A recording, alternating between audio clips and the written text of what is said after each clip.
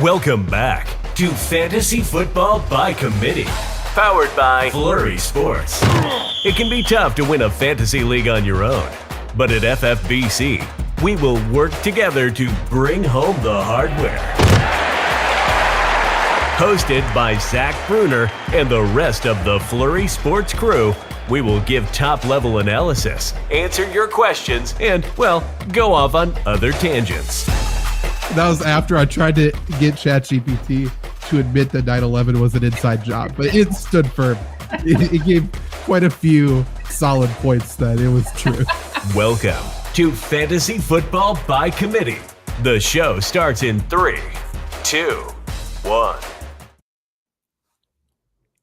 Welcome back to Fantasy Football by Committee. I am Zach Bruner. Trevor Land is with me. Luke Reimer unable to be here tonight, but we will be drafting a championship level fantasy football team around Stefon Diggs without him anyways. But Luke might be popping up in the chat. I feel like he does that when he's not usually on. So you may still get to ask him questions if that's what you are looking to do. If you're listening to the audio version of this podcast after the fact, just know that we do stream these live on Facebook, on Twitter, on YouTube. Go to the Flurry Sports YouTube channel or the Flurry Sports Twitch channel. We're starting to develop a nice, very cool community over there, I would say, as well. So if you want to join the chat live and ask questions that are live on the show, go do that. Otherwise, join the Fantasy Football by Committee Facebook page, and you can ask us questions literally whenever about anything. You can ask us to grade teams, ask trade questions. You can answer other people's questions. That is going to be the spot for you this season for fantasy football. But yeah, we are just going to be hanging out, drafting a great team around Stefon Diggs. And that's that. Anything you would like to add, Trevor, before we get going? I mean, with Stefon Diggs, a player like him, and we'll get into it more, I don't think anybody's super thrilled, right? Like, everybody in fantasy wants to have one of those top tier guys. But the best part about getting Stefon Diggs is the guy you can get directly at him. If you build it right, I actually prefer to be drafting later, maybe not at the end, but later. So just make sure that margin of error you don't mess up, because you can still win a championship with a guy like Stefon Diggs. Yeah, absolutely. I know there's like the statistics where the championship teams come from, which spot were you drafting from, and statistically later on in the draft, you have a worse chance to win. But you're right. I've been pretty vocal about how I like to be on one of the two ends. I'm not really a middle guy. So like tonight we're doing Stefon Diggs. Then we will finish up our series with Nick Chubb and CD Lamb. And even still, like we will be drafting on the ends then. And I think you can absolutely do it. You can absolutely build a great team. Diggs, for whatever reason, just doesn't feel like the top tier wide receiver to me, but he always finishes there. Like, he's pretty steady. He's not really going to get hurt, and he's clearly the top option on one of the best offenses in the league. So like, if you get him, you feel fine about it. Like, I don't think you're over the moon, like you said, but I mean, you shouldn't feel bad about it. He's a lock and load wide receiver one every week. Yeah, he kind of reminds me of Joe Mixon last week, or last year. There were a lot of people complaining that had him. They're like, he didn't do this, he didn't do this. He's one of the most consistent players, and that's kind of what Stefon Diggs is. From week to week, you hear people who own him complain about him, but he always finishes where you need him to finish. So that counts for something. Yeah, I mean, just quickly looking at his stats, the issue with him last year, and maybe that's why some people have a sour taste in their mouth, we've talked about how Josh Allen sort of fell off at the end of last year, and it directly influenced Stefon Diggs. I mean, he definitely ended the year much weaker than he started it. He started the year fucking incredible. So if you were able to sell high on him, congratulations to you. But I don't think the end of the year is indicative of anything that we should expect this year. I understand Josh Allen, the Bills, and everybody continue to hype up Gabriel Davis and his role for the upcoming season, how big it's going to be. And that's fine and dandy, but like, you don't take targets away from Stefon Diggs to give to Gabe Davis. So like, if you're asking me which is more likely, the Gabe Davis, rumor, whatever, being completely false, or Stefon Diggs seeing fewer targets, I say it's much more likely that Gabe Davis has a similar lackluster role as last year because Diggs is too good. He's clearly a top 5 receiver in the Yeah. NFL. I mean, how many times have we heard this about Gabe Davis? And remember, this all stems from one playoff game. A great playoff game performance.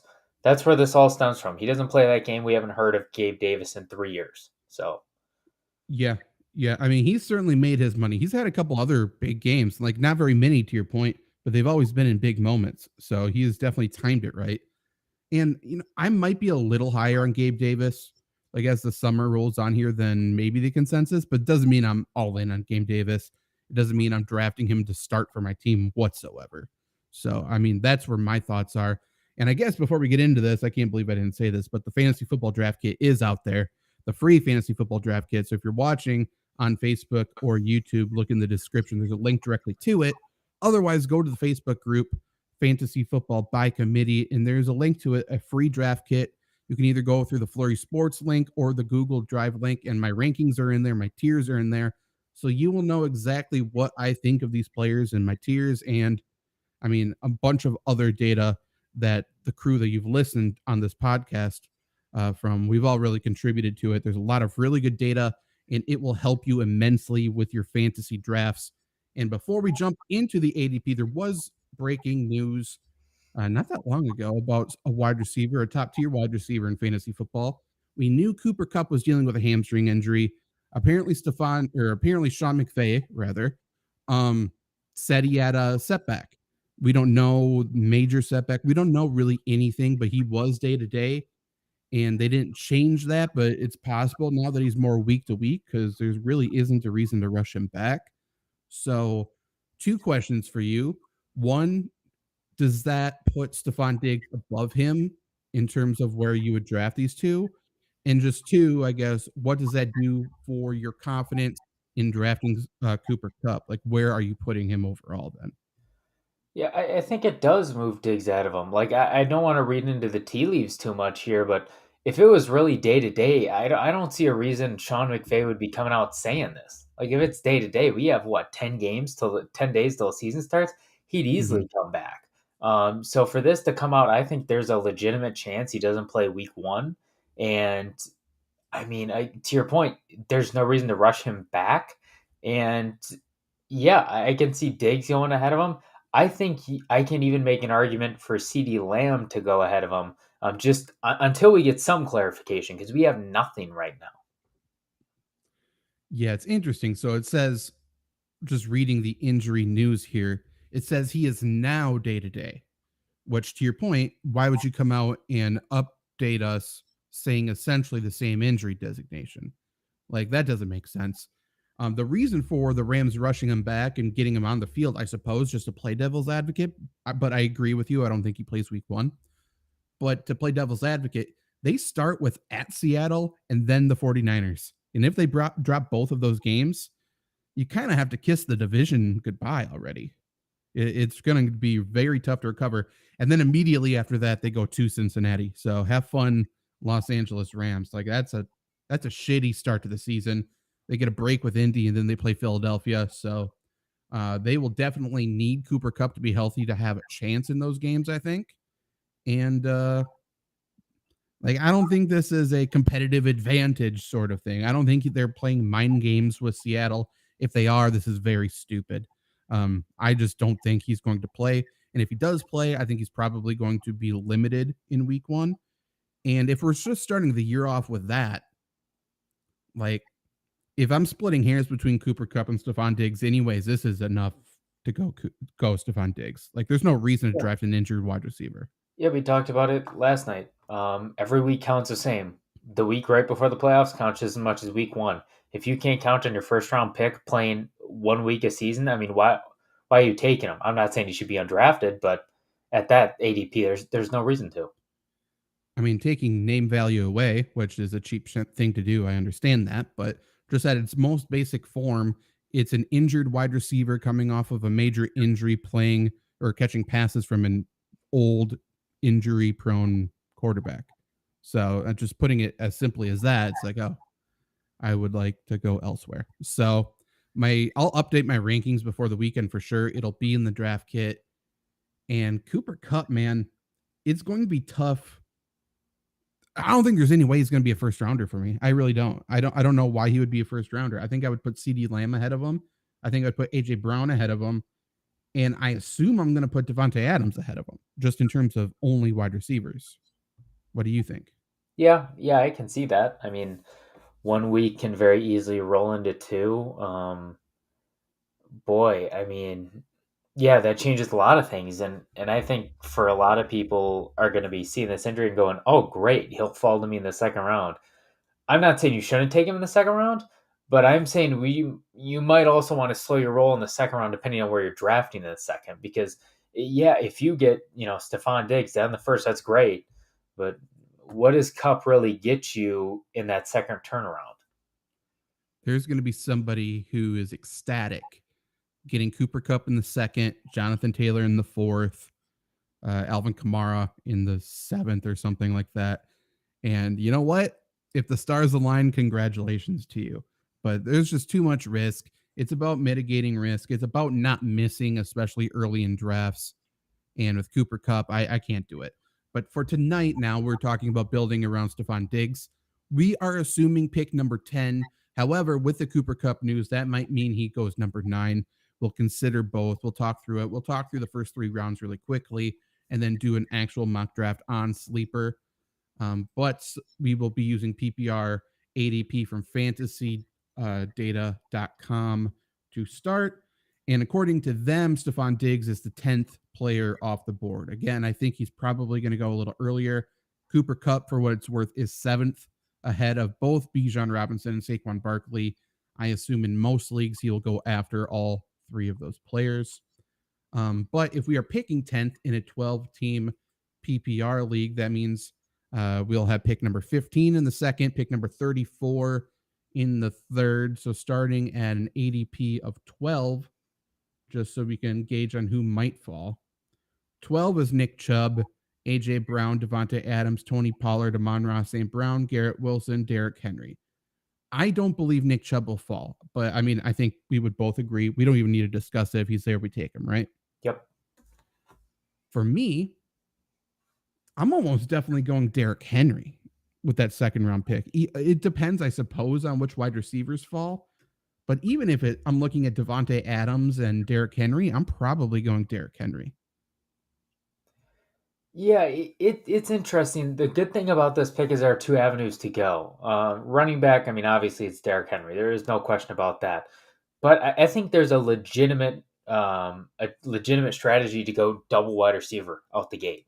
I really like that too. I would definitely go Devontae Adams over him, but I would like Garrett Wilson too. I think if those guys are your 2 wide receivers, especially if you're in a league with a 3 wide receiver league, that counts as a lot too. So I would personally actually go Devontae. I don't know. I'm just feeling like the 2 wide receiver strategy. Maybe you can get Aaron Jones. Maybe Breece Hall probably wouldn't be the best pick, but Aaron Jones, Joe Mixon round 3. I kind of like how that could turn out. And I just like how the tiers work out there, but you can certainly do a lot worse than that. Would you trust Aaron Jones as a running back 1? Overall, in a vacuum, no. Would I trust Aaron Jones as an RB1 if I had those guys as my wide receivers? Yeah, I think I would make an argument for fringe RB1, high RB2. Okay, that's completely fair. That's completely fair. And in the mock drafts I've been doing, I haven't been going wide receiver in the second, but like I've been going 3 wide receivers in the first 5 rounds, including Diggs. Mm-hmm. So I do think you need to go. Like, I don't think I'm pushing off my wide receiver 2 whatsoever. I personally just like the value of Derrick Henry, but especially like we won't talk through all 5 rounds here, but that 5th round pick, every time I've drafted a running back in the 5th round with this specific, drafting 10th with Stefon Diggs first, I've disliked that team every single time.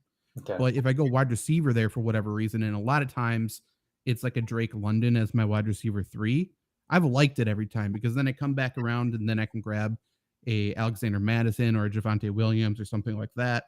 And I stock up on all this insane running back depth and I still have these top end wide receivers. I've really liked that. But yeah, that second round pick is going to be interesting. I do think you go best available. Like I said, I love Derrick Henry. He's my best available. But for you, if Devontae Adams is there, if Garrett Wilson's there, don't shy away from the player you want. I think you can still get value. And I see you, Noah, in the chat on YouTube. What's up? Let us know how you think our team shakes out once we start drafting here. Or if you have any other questions, let us know as well. But that's pick number 15. Third round, this will be the last one we talk through on fantasy data before we do an actual draft. Pick number 34 will be our pick. And starting in the ADP at number 30 is Travis Etienne, DK Metcalf, Joe Mixon, Calvin Ridley, Jahmyr Gibbs, Lamar Jackson, Deebo Samuel, Keenan Allen. Is there a name out there that stands out to you? Yeah, I think DK Metcalf as the only guy there that I don't want. I think you Sure. can make an argument if you go wide receiver running back for Lamar Jackson. I personally wouldn't, but I can see it. And all the other guys, I can see it. I can see a path. But DK Metcalf, man, I still cannot believe he's at 31. There are too many question marks in this offense with the addition of Njigba. And I just don't know. It's tough to rely on him anyways, and then you add that in, it just seems like an unnecessary risk in the third. Yeah, I think that's very fair. Again, for the majority of the drafts that I've done that I've liked, I've basically been going, I believe, Diggs, Henry, somebody else, Gibbs, Keenan Allen. I've gotten Keenan Allen the fourth almost every time. And I love it. I know you love Keenan Allen. I'm going to guess you still like him.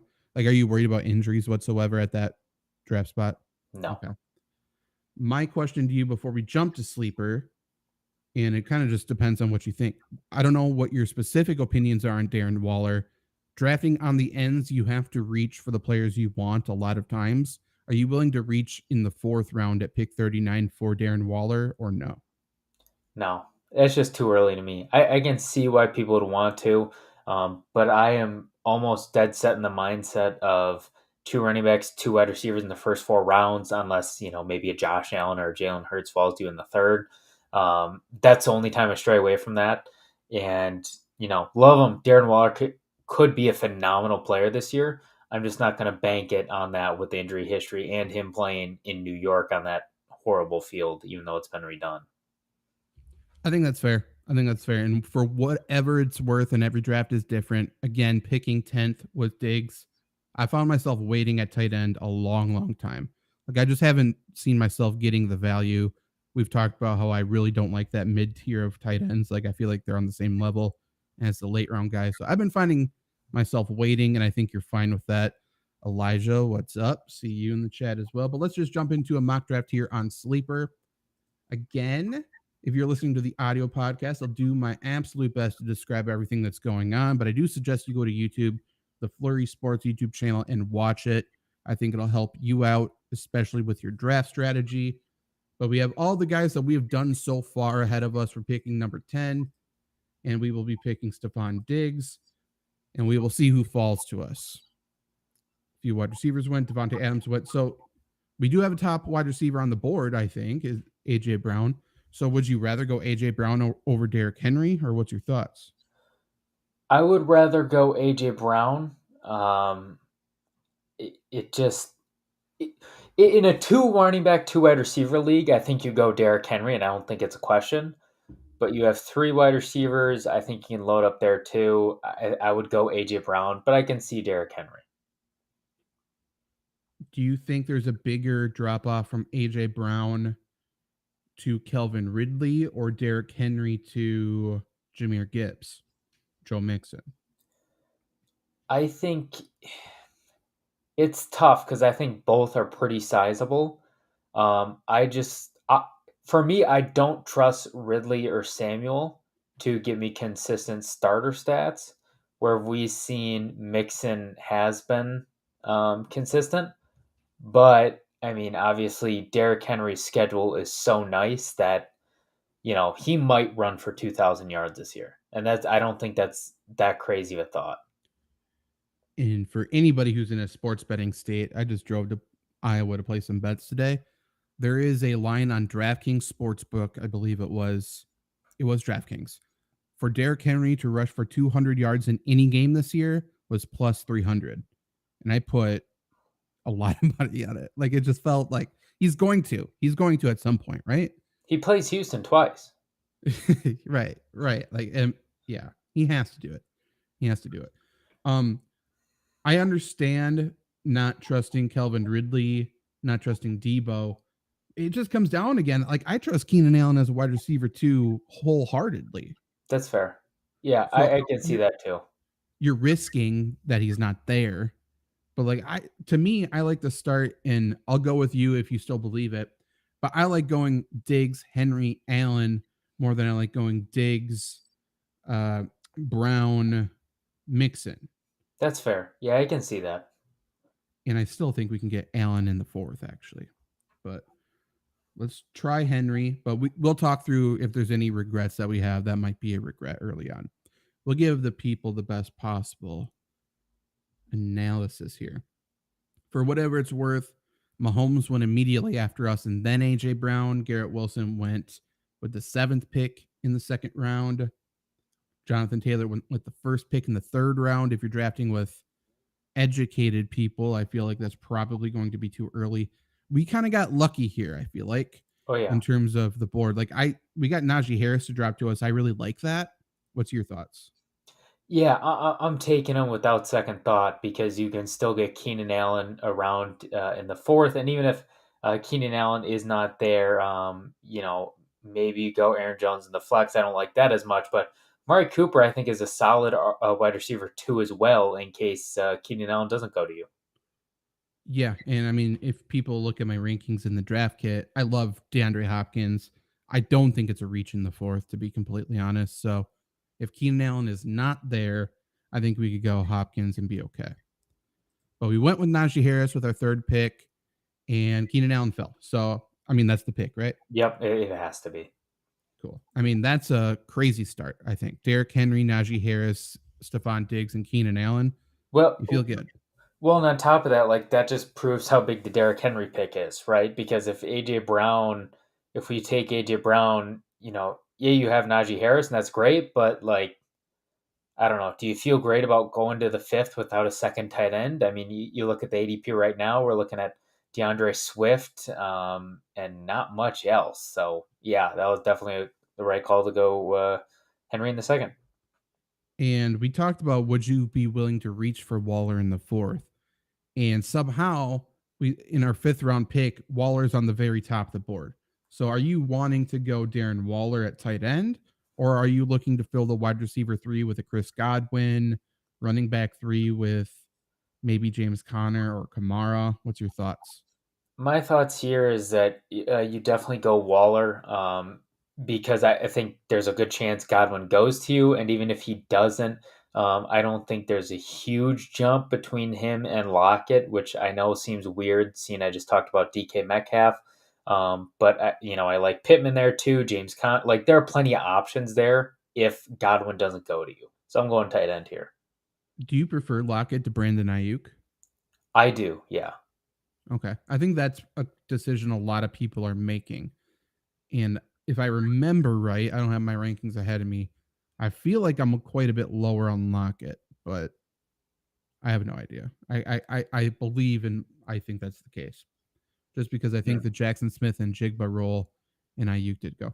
The JSN role I think comes from Lockett's role more than anybody else's.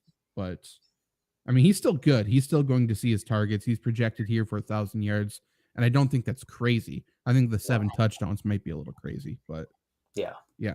So, what's your thoughts at the board here, top to bottom? We're going to ignore Pitts because I can't imagine we would go 2 tight ends in a row. But we got DeAndre Swift, Alvin Kamara, James Conner, Cam Akers, Tyler Lockett, Michael Pittman, Delvin Cook, Mike Williams, Christian Kirk. A lot of value. Where does Javonte Williams fall in this in terms of next pick? Probably out of the question. Yeah. For me, like if I'm saying if I have it in my mind, I would like a running back. I think I would go Javonte Williams over any of the running backs on the board. I would too. But yeah. I don't know if he will come back to us. So again, we're picking on the end just for people who maybe don't draft on the ends very often, aren't very comfortable.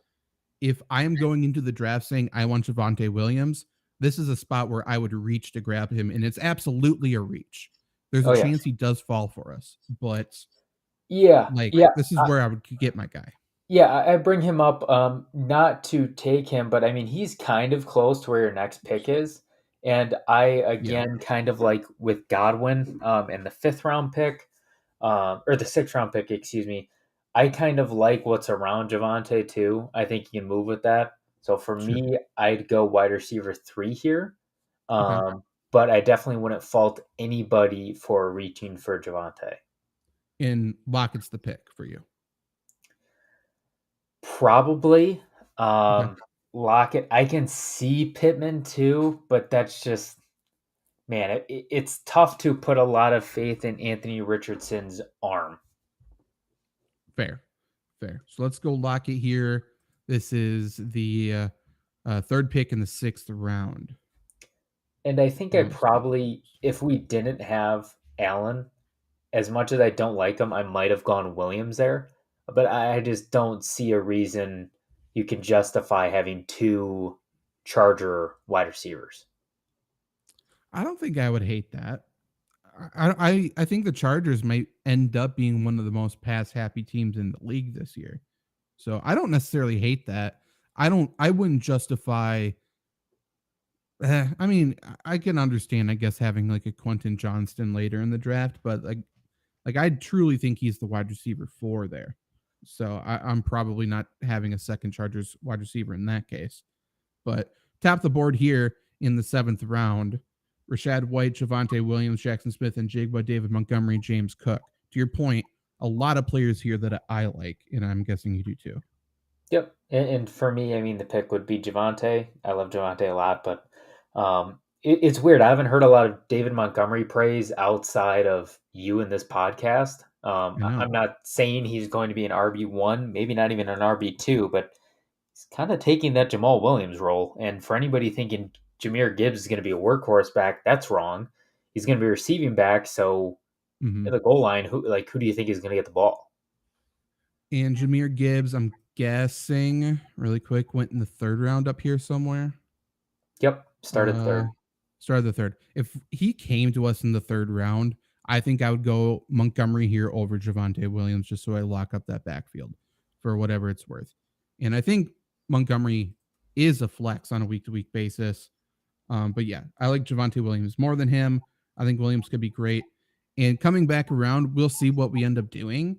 But like, I love all of these running backs right here a Yeah. lot, actually. Ooh, But that means Javonte Williams is our flex / RB3. there go the running And backs, hey? yeah, they all went. Okay. So what we could do, I mean, if you like Tua, you have to take him here. If you want Aaron Rodgers or Cousins, I think you have to take him here. If you're cool with Anthony Richardson or Geno Smith, I think we could wait until the 9th round. Yeah, So I that's think you wait. quarterback. Okay. So then the other positions here, Jackson Smith and Jigba's top of the board. He's kind of a wide receiver handcuff to lock in a way. So that's the case for him, I would say. He's obviously coming back from a wrist injury already as well.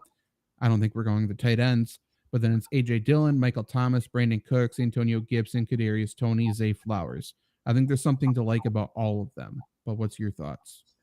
Yeah, I haven't obviously I don't have my finger on the pulse as much on teams in regards to Michael Thomas, so I've just cooled on him, thanks to what you've said about him. But I have come a little higher on Brandon Cooks. Dallas is going to be passing a lot. Brandon Cooks is an absolute stud. I mean, he is about as consistent as they come when he's on the field, and we're talking about a wide receiver 4. I think Brandon Sure. Cooks would be great on teams as a wide receiver 3, much as a wide receiver 4. And in terms of just like X's and O's with the Cowboys this year, they're going to run a lot more of those crossing patterns. McCarthy's going to want to do that a lot. And I think that projects extremely well for CeeDee Lamb. But the burner is still going to be Brandon Cooks. He can still run. He's going to be that deep threat. So he's going to be great. And he's on turf again. So like, I love it. I really like him on turf. I like him as a player. I'm cool with him. I like Michael Thomas too. I'm just not as high as I was a month ago on him. just because of what I've seen and heard.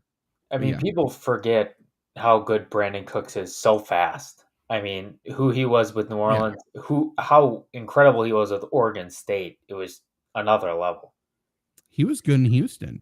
Like Yeah. he when he played like with bad quarterbacks, with bad offensive scheme and everything, he was still good when he was on the field. And he kind of took last year off, so he probably should be the healthiest he's been in a while too. From here on out, obviously, this mock draft, weird quarterback run there. This mock draft has defenses and kickers going a bit early, so the players we select might be a little bit skewed, so just keep that in mind.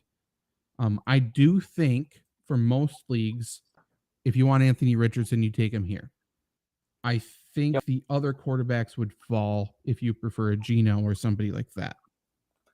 Yeah, even in this situation where you probably don't have to reach to get him, I'm going to reach to get him. I don't know what you really lose in the 4 picks that, I mean, are we going to care about losing out on Gabe Davis, Traylon Burks, Odell Beckham, Khalil Herbert, a defensive type? No. So even if you can wait for him, I think you just take him here, eliminate all risk. And I would do it too. I would go him. The other argument I would make just is like we talked a little bit of shit on Gabe Davis. I'm slightly higher on him this year than any other year, just because I do think his role's increased. I just don't know how much. But this is the scenario to take him as well. Like if we Yep. got Diggs, we got value already at wide receivers. He would be our wide receiver 5. If Diggs goes down, theoretically, Gabe Davis has a pretty big role. So that would be the case to make him. I'm going to go Richardson. And I probably still go Richardson. But if you have more faith in Gabe Davis, like pull the trigger here, absolutely. Well, I mean, you And pull the trigger here. yeah, he's You so know, good. I don't like Gabe Davis, but we're talking 10th round here. I think he's absolutely a guy you pull the trigger on. And there's more late round running backs still, even, drafting last day in August. There's more late round running backs I feel like I like than late round wide receivers. For sure. So we go Gabe Davis as our wide receiver 5. In the 10th round, our starting lineup is full. We got 2 wide receivers on our bench. And we will see what falls to us in the 11th. Are you of the mindset if you go Anthony Richardson that you want to draft another legitimate quarterback or no? No. I think there's too much opportunity cost there. You know, there are going to be plenty of teams that drop quarterbacks over the year, plenty of waiver wire ads for quarterbacks. There's no need, in my opinion. I agree in 12 teams and lower. I feel like if it's a 14, 16, then Yeah. you might as well do it. But yeah, to your point, and we're drafting 12 team right now. I don't need to do it. But 11th round, best flex players on the board. We got Sky Moore, Jameson Williams, Elijah Mitchell, Tyler Higbee, Tank Bigsby, Rashad Bateman, Chiga Konkwo, and Raheem Mostert, who suddenly has a relatively safe role in Miami for the first 4 weeks. So what's your thoughts? Usually I'd like to go Bateman here, but clearly there are plenty of wide receivers there. And I don't think losing out on Bigsby is huge here. But, then maybe if the running backs you want to take after him get sniped before you're kind of dangerous territory. So I think you Mhm. just take him here, make sure you have somewhat of a safety net. Take Bigsby, you're saying? Yeah. I don't mind that at all. That's who we will go. Then coming around the corner, a couple kickers go, whatever. So but essentially the same board. Would you go Rashad Bateman as a wide receiver 6, or would you go one of the running backs or tight ends? I think the best value here, I'm going best available. I think it's Rashad Bateman, and I think he's the type of guy he will have an incredible week 1, 2, 3, or 4. Trade him high, wipe your hands clean, you're done. I think that's fair. We'll go him, and there's still value at running back coming back around. We currently have 4 running backs, 6 wide receivers. Unless a wide receiver falls into our lap, we're probably done at the Yeah. position with 3 picks left, but we'll see. And Laporta went. I was kind of hoping he'd be there. But a wide receiver we definitely like is Romeo Dobbs. He has potential to skyrocket. He is there Jacoby Myers, I think, is steady, but not exactly impressive. Running backs, Deontay Foreman still there, Devin Singletary still there, Kenneth Gainwell, Kareem Hunt. What's your thoughts? Yeah, I'm going Devin Singletary here. I think you can wait on some of the guys near the end. And I think he has a week to week role. Is it a week to week role that can be in a flex play? Absolutely not. But um, he's going to be on your bench unless something bad happens. So, again, good safety net, as good as any right here. I think that's fair. And Damian Pierce is such a physical runner. It wouldn't exactly be surprising if he got hurt. Okay, so those are the players that just went. Now, 2 picks left. We are not going to go kicker and defense just because all of them went off the board already. And we don't want to be the last ones to take a kicker and defense. So we will be taking skill position players still. We could go quarterback. We could go a Russell Wilson or Derek Carr. We could go flex players. This is the board. What's your thoughts? It's just so tough. Obviously, we don't need a wide receiver, Marvin Mims. Otherwise, I'd look at him. Kareem Hunt still hasn't signed on a team. I'm starting to get a little worried about that. Mm-hmm. So, although I don't like doing it, I would usually lean towards second quarterback. Um, but at the same time, most of the quarterbacks are probably going to be on waivers. True. In that case, I'd go Dante Foreman. Maybe he has a great week one against the Packers. You can sell him high again. If nothing else, he could be a decent lottery ticket until he loses his job sometime this year. Yeah, and I think Deontay Foreman projects the best out of any of the Bears running backs to be that early down and short yardage guy. So if you're asking me which of the 3 Bears running backs I want to own most, I think it might be Deontay Foreman, despite him going second after Khalil Herbert. So I don't mind that at all. I also don't mind taking Romeo Dobbs here. Mm-hmm. The issue is the 2 players we take right now. There's a solid chance those are the 2 players we're going to be dropping for a kicker and defense. And I don't think Romeo Dobbs is going to do anything to justify not cutting him. So for whatever that's worth, if you're trying to pick a lottery ticket, that's what my mindset would be. So we'll go Deontay Foreman. Never know. There could be an injury in the Bears backfield. There could be something crazy that happens. Who the hell knows? But I do like him this year. And coming around with the final pick, then, do you want to go quarterback? Kareem Hunt just went. Kenneth Gainwell still there. People are talking about him getting starter snaps. Marvin Mims is the wide receiver 2 for the Broncos week 1, most likely. A lot Yeah, of good players still available. yeah, I'm going Marvin Mims, or actually, I think you can make an argument for CEH. I have no problem Sure. with the quarterbacks. I just, again, at this point, especially at this point, they're going to be on waivers. So there's no point there. I mean, pretty much everybody is, but you get the Mm-hmm. point. So I'd probably lean towards the Marvin Mims move there, or Justin Ross. I can see that too. Yeah, I mean, for me, if I'm looking for a lottery ticket who could skyrocket, I'm going Marvin Mims. I've seen Broncos wide receivers drop like flies. What's to say Cortland Sutton doesn't get injured at this point, and Marvin Mims is the de facto wide receiver 1 in week 1. I'm not hoping for that, but that is very possible with the way they are going.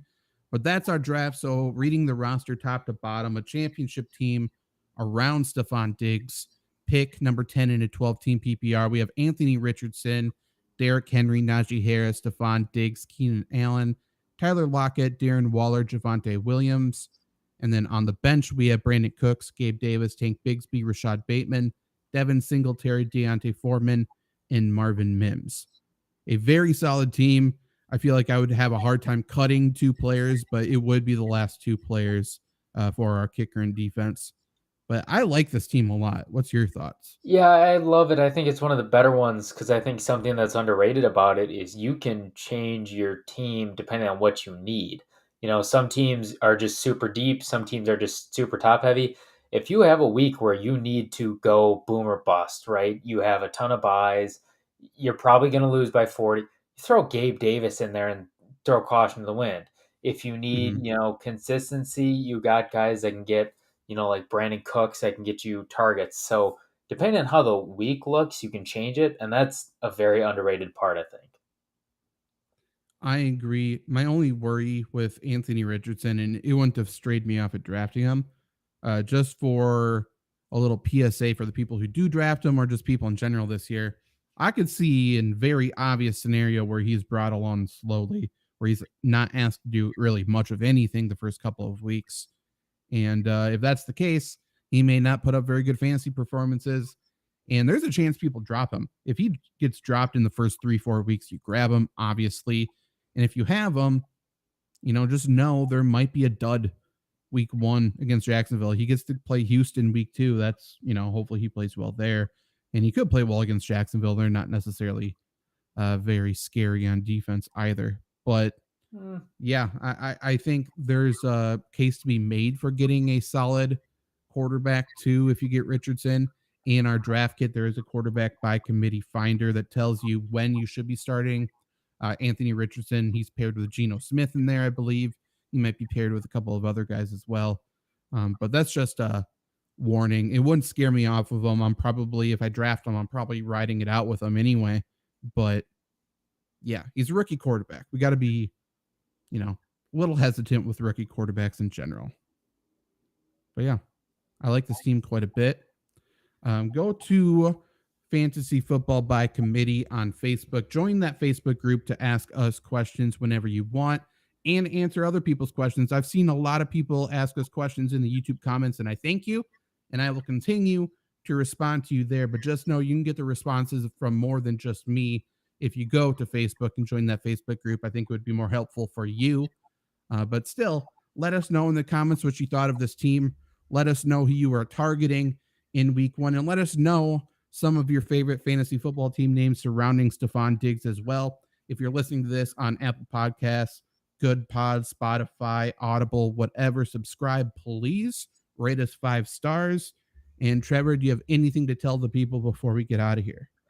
Everybody in fantasy football, it's tough when you lose. They like to say, I got bad advice. If you go on Facebook, it's a lot easier to live with starting the wrong guy when 5, 6, 7, 8, 9 tell you that that's the right guy than if you listen to one analyst and maybe the guy gets hurt earlier.